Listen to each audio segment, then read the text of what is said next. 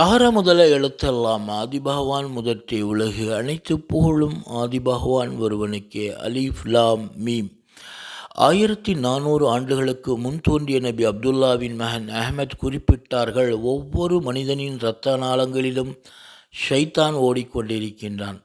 மனிதன் எப்படி இருக்கின்றானோ அதை போல ஷைத்தான் ஒரு உடலில் பாதியாக ஒவ்வொரு மனிதனிடத்திலுமே இருக்கின்றான் என்பதை நாம் புரிந்து செயலாற்ற வேண்டும்.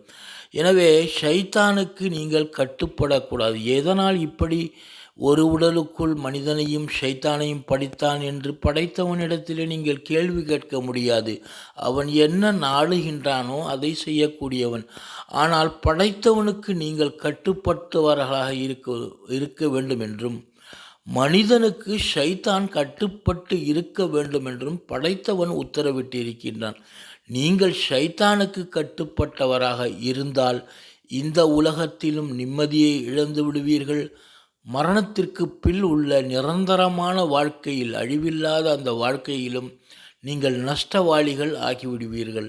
அதை இங்கிருந்தே நாம் புரிந்து கொள்ளலாம். எப்பொருள் யார் யார் வாய் கேட்பினும் அப்பொருள் மெய்ப்பொருள் காண்பதே அறிவு.